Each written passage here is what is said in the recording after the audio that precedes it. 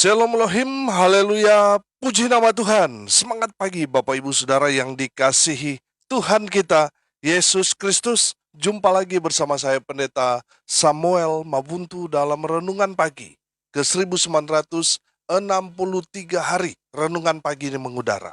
Puji Tuhan. Bapak Ibu Saudara yang dikasihi Tuhan, sebelum kita membaca, mendengarkan, dan merenungkan firman Tuhan hari ini, mari kita minta pimpinan Roh Kudus. Kita berdoa. Bapa di surga, berbicaralah kepada kami semua. Pakai firman Tuhan ini untuk menegur kami, menasihati kami, meneguhkan iman percaya kami. Dan pakai firman Tuhan ini untuk memberkati kami semua.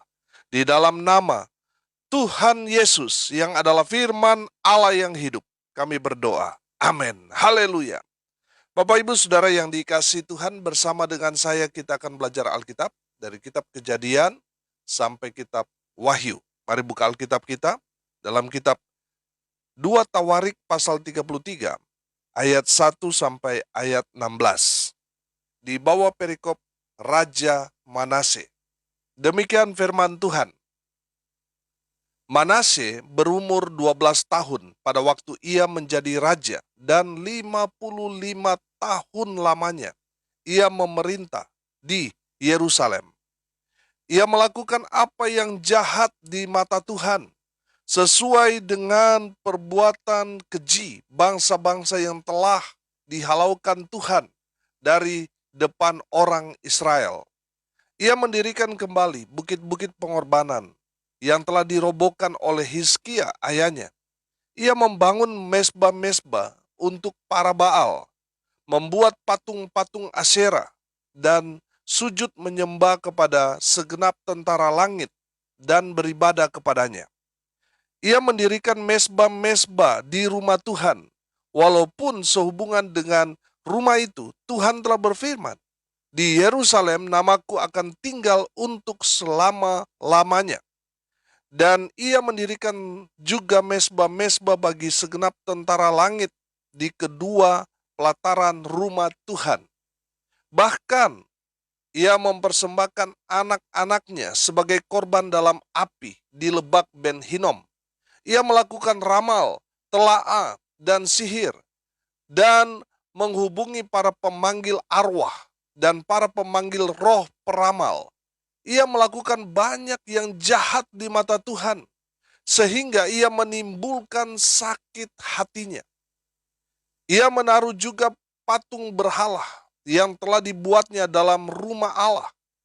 Walaupun Allah telah berfirman kepada Daud dan kepada Salomo anaknya, dalam rumah ini dan di Yerusalem yang telah kupilih dari antara segala suku Israel, aku akan menaruh namaku untuk selama-lamanya. Aku tidak akan membuat pula orang Israel berjejak keluar dari tanah yang telah kutentukan untuk nenek moyangmu. Asal saja mereka melakukan dengan setia segala yang telah kuperintahkan kepada mereka dengan perantaraan Musa, yakni segala hukum, ketetapan, dan peraturan. Tetapi Manasye menyesatkan Yehuda dan penduduk Yerusalem, sehingga mereka melakukan yang jahat lebih daripada bangsa-bangsa yang telah dipunahkan Tuhan dari depan orang Israel. Kemudian berfirmanlah Tuhan kepada Manasye dan rakyatnya, tetapi mereka tidak menghiraukannya. Oleh sebab itu, Tuhan mendatangkan kepada mereka panglima-panglima tentara Raja Asyur yang menangkap Manasye dengan kaitan, membelenggunya dengan rantai tembaga, dan membawanya ke Babel. Dalam keadaan yang terdesak ini, ia berusaha melunakkan hati Tuhan Allahnya. Ia sangat merendahkan diri di hadapan Allah nenek moyangnya dan berdoa kepadanya. Maka Tuhan mengabulkan doanya dan mendengarkan permohonannya. Ia membawanya kembali ke Yerusalem dan memulihkan kedudukannya sebagai raja. Dan Manasye mengakui bahwa Tuhan itu Allah. Kemudian ia mendirikan tembok luar pada kota Daud di sebelah barat Gihon, di lembah, sampai dekat pintu gerbang ikan, mengelilingi Ofel. Tembok itu dibuatnya sangat tinggi. Ia menempatkan juga panglima-panglima perang di tiap kota kubu di Yehuda. Ia menjauhkan ala-ala asing dan berhala dari rumah Tuhan, juga segala mesbah yang didirikannya di atas gunung rumah Tuhan dan di Yerusalem, dan membuangnya keluar kota. Ia menegakkan kembali mesbah Tuhan, mempersembahkan korban keselamatan dan korban syukur di atasnya, menyerukan kepada Yehuda untuk beribadah kepada Tuhan Allah Israel. Amin. Haleluya. Bapak Ibu Saudara yang dikasihi Tuhan, kalau kita melihat kebenaran firman Tuhan ini, Manasye menjadi raja masih dalam usia yang sangat-sangat muda. Masih berumur 12 tahun.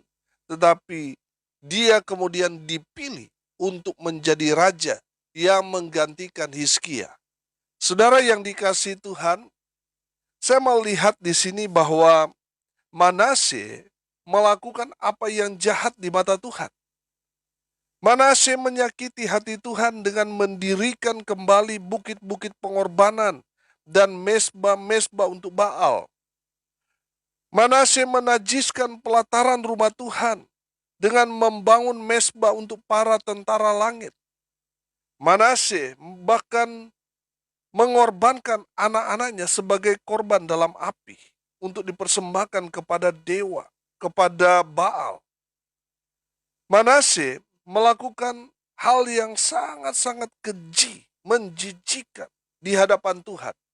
Dia memanggil orang-orang yang meramal, orang-orang pemanggil arwah, dan Manasye sangat-sangat besar pengaruhnya sehingga dengan tindakan perbuatan yang dijadikan perintah oleh Manasye untuk diterapkan kepada seluruh rakyat Yehuda pada saat itu, membuat Manasye menyesatkan Yehuda dan rakyatnya.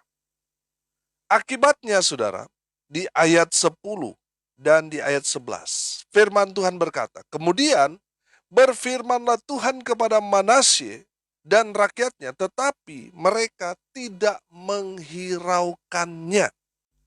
Perhatikan ayat 11. Oleh sebab itu, Tuhan mendatangkan kepada mereka panglima-panglima tentara Raja Asyur yang menangkap Manasye dengan kaitan, membelenggunya dengan rantai tembaga, dan membawanya ke Babel. Bapak Ibu Saudara yang dikasihi Tuhan, dari kejadian yang terjadi kepada Manasye, di mana Manasye ditangkap, diborgol, dan dibawa ke Babel, membuat dia itu sadar, membuat dia itu akhirnya melakukan hal yang tepat. Dan apa yang dilakukan Manasye itu? Menolong Manasye itu sendiri. Apa yang dilakukan Manasye? Itu membuat Manasye beserta dengan Yehuda dipulihkan oleh Tuhan. Amin. Saudara dengar baik, apa yang dilakukan Manasye dari firman Tuhan ini di ayat 12 dan 13 berkata, dalam keadaan yang terdesak ini, ia berusaha melunakkan hati Tuhan Allahnya. Ia sangat merendahkan diri di hadapan Allah nenek moyangnya. Ayat 13. Dan berdoa kepadanya. Maka Tuhan mengabulkan doanya dan mendengarkan permohonannya. Ia membawanya kembali ke Yerusalem dan memulihkan kedudukannya sebagai raja. Dan Manasye mengakui bahwa Tuhan itu Allah. Haleluya. Saudara yang dikasihi Tuhan, apa yang dilakukan Manasye sehingga Tuhan membela Manasye, menolong Manasye, dan memulihkan serta memberkati kehidupan Manasye beserta dengan kerajaan Yehuda. Yang dilakukan Manasye yang pertama, Manasye sadar dan bertobat. Manasye sadar Dia seorang raja Yehuda.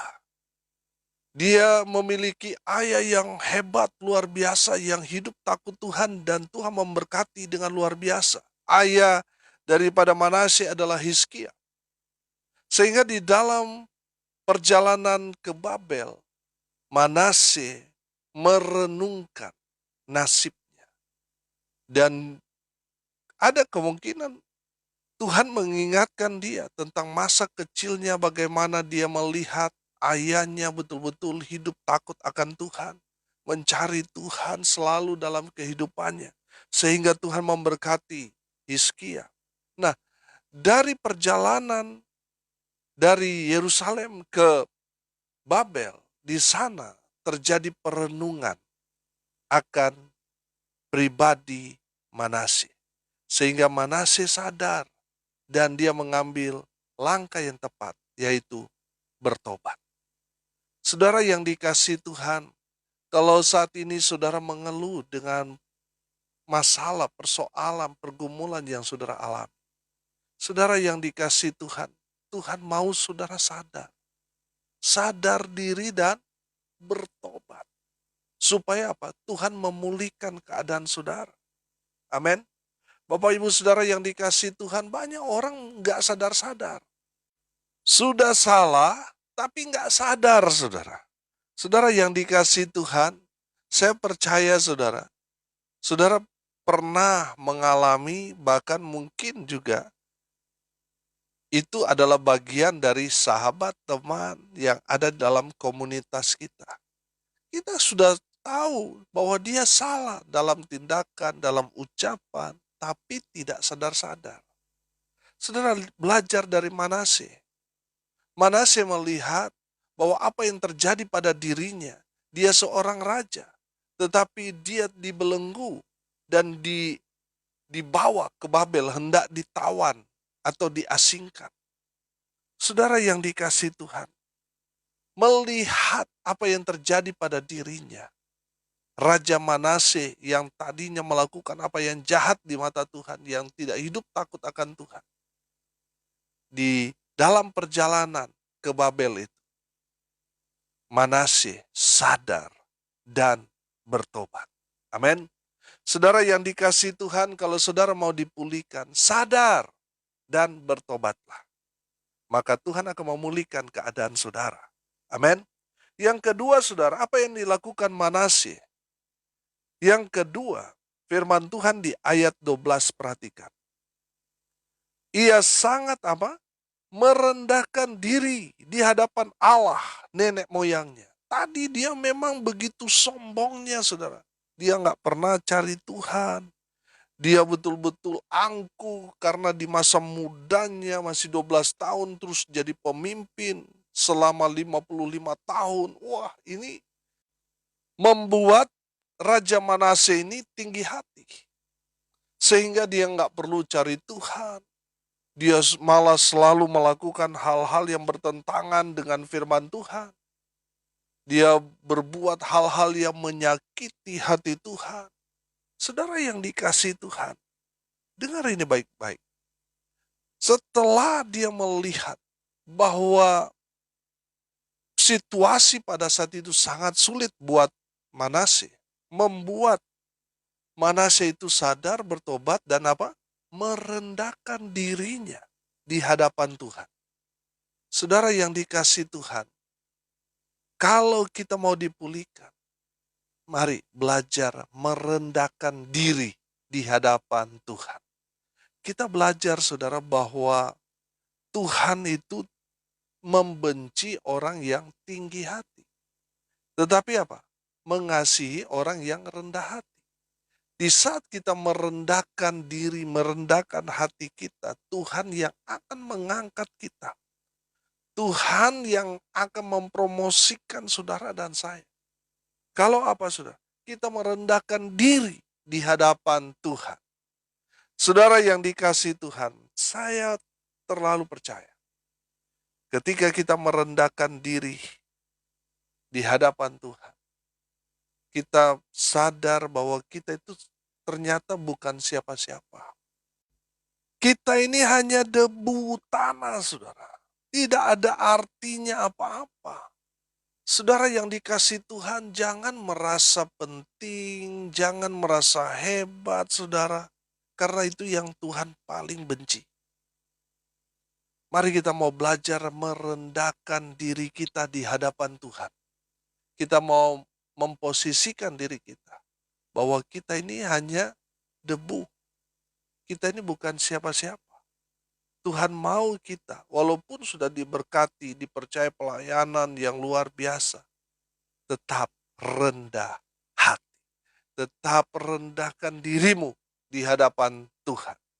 Saudara yang dikasih Tuhan, saya melihat Manasye sadar bahwa apa yang terjadi pada dirinya karena Manasye sombong, angkuh.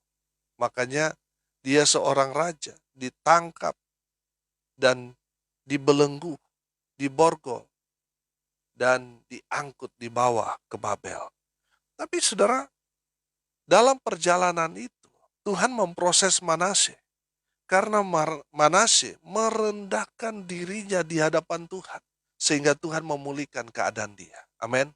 Saudara yang dikasih Tuhan, kalau saudara mau melunakkan hati Tuhan, mungkin saat ini posisi saudara sangat-sangat berat. Dan yang saudara rindukan saat ini adalah supaya kehidupan saudara dipulihkan Tuhan. Saudara, kalau saudara mau dipulihkan Tuhan, rendahkan dirimu di hadapan Tuhan. Haleluya. Dan yang terakhir, yang ketiga di ayat 13. Dan berdoa kepadanya, maka apa? Tuhan mengabulkan doanya dan mendengarkan permohonannya. Ia membawanya kembali ke Yerusalem dan apa? Dan memulihkan kedudukannya sebagai raja. Dan Manasye mengakui bahwa Tuhan itu Allah. Haleluya. Bapak Ibu Saudara yang dikasih Tuhan, yang dilakukan Manasye, dia berdoa. Manasye cari Tuhan.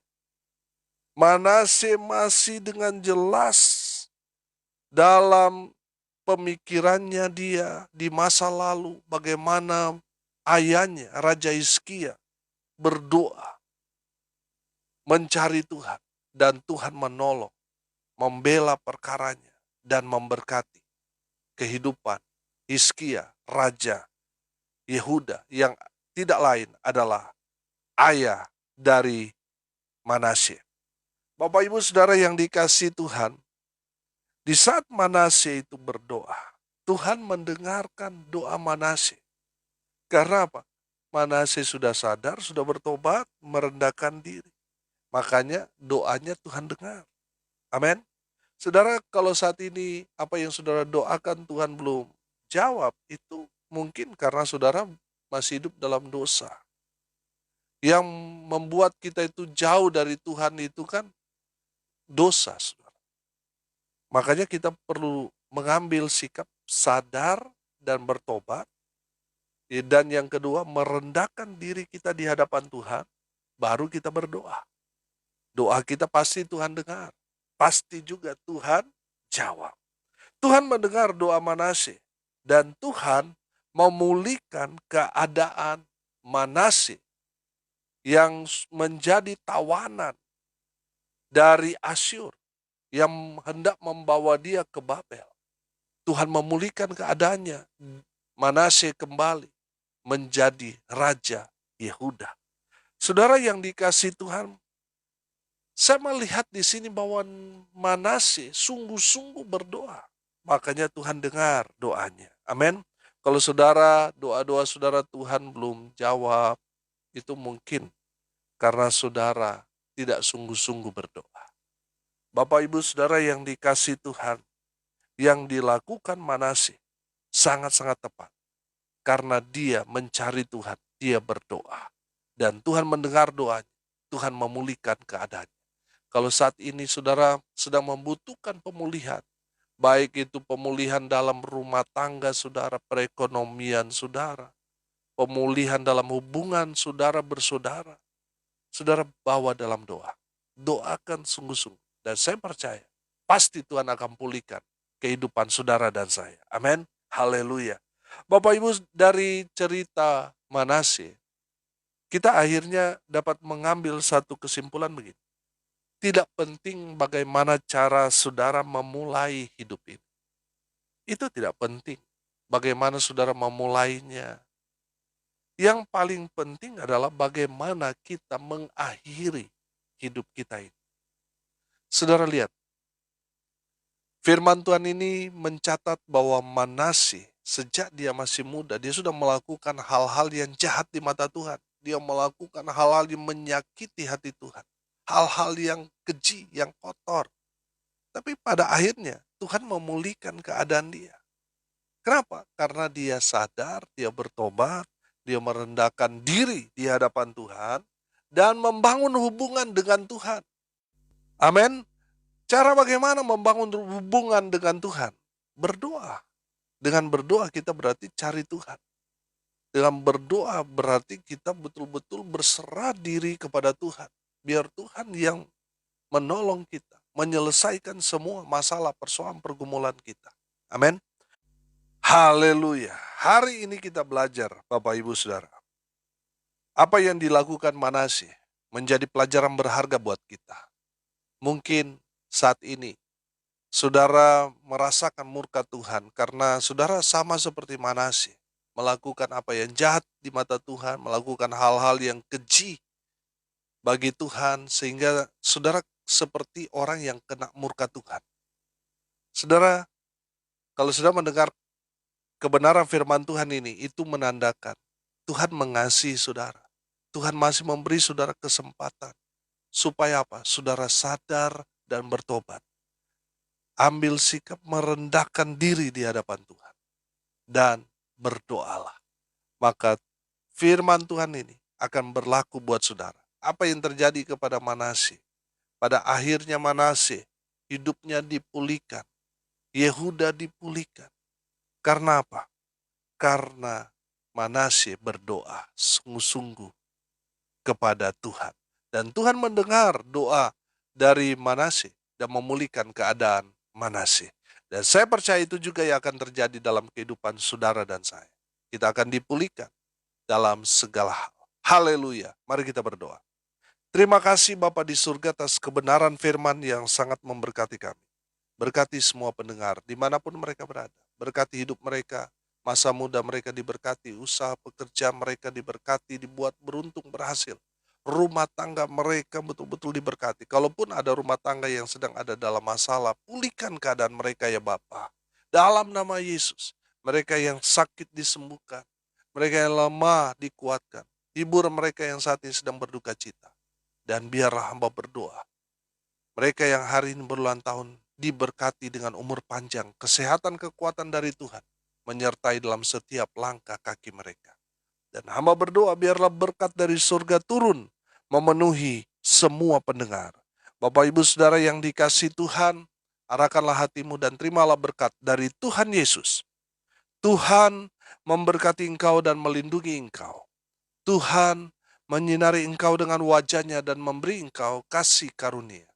Tuhan menghadapkan wajahnya kepadamu dan memberi engkau damai sejahtera. Di dalam nama Tuhan Yesus, sumber segala berkat. Bapak Ibu Saudara yang percaya, diberkati Tuhan, katakan amin. Puji Tuhan. Bapak Ibu Saudara yang dikasihi Tuhan, kalau saudara merasa diberkati melalui renungan pagi ini, bagikan juga kepada saudara-saudara yang lain supaya mereka juga diberkati.